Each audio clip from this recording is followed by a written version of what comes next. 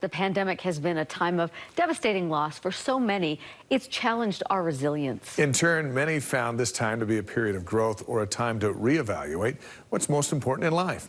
Aley Davis explores what it'll take to remember these life lessons post-pandemic. So when you do that, see how it's just kind of hitting right there?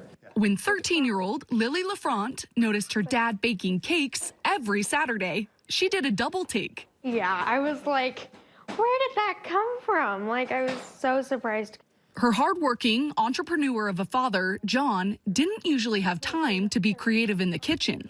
But when the pandemic hit, I now all of a sudden had time to develop that talent. And with COVID restrictions in place, he needed a new outlet.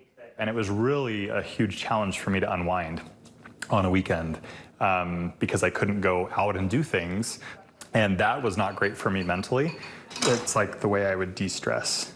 Soon, Lily joined in. She really just picked it up pretty dang quick. The daddy-daughter bonding time also provided a chance to connect with others in a socially distant world. It became an opportunity for us to also think outward and say, who can we deliver the cake to? Who has a birthday that's coming up? Would you say the pandemic has been a period of growth for you? Certainly personally, I've been challenged in ways I've never been challenged before, and I've had to rise above those. And it's also just taught us all to be super adaptable, you know, and we're more resilient than we realized. Intermountain Healthcare's Dr. Denise Lash says the pandemic's proven to be a time of resilience for many. Where you're adapting positively to a negative event. So it does require that something difficult has happened. This was especially true for Sally Carter of Sandy. When her husband's cancer relapsed during the pandemic, her family had to be extra cautious.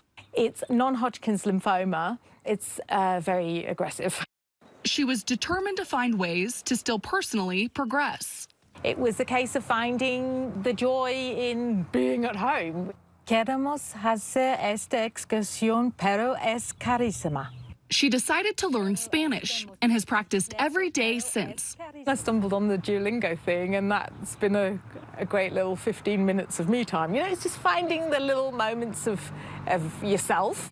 She says it's challenged her mind, distracted her from worry, and helped her be present. I've been really trying to focus on staying here and now and enjoying this moment today.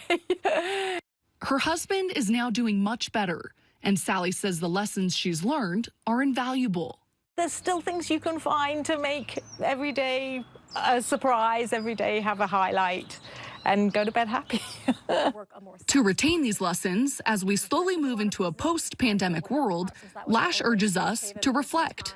First, write down what you've learned so that if you ever feel like you're slipping, you can return back to that list, and that can kind of serve as a roadmap.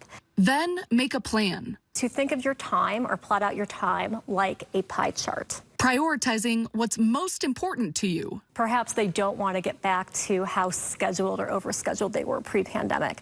And set reminders on your phone. And it could even be like, don't forget to talk with somebody one day, you know, make sure you reach out to at least one friend in the next week.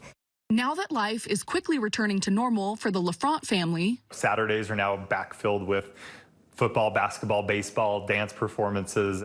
They're determined to still make time for cake and to share it too. It'll always be something that I can look back on as a really positive thing that happened during that period of life. As for Sally and her newly minted Spanish skills, the joy in thinking that any minute now I'll be able to go out and use it is so exciting. For your life, your health. Aley Davis, KSL-5 News.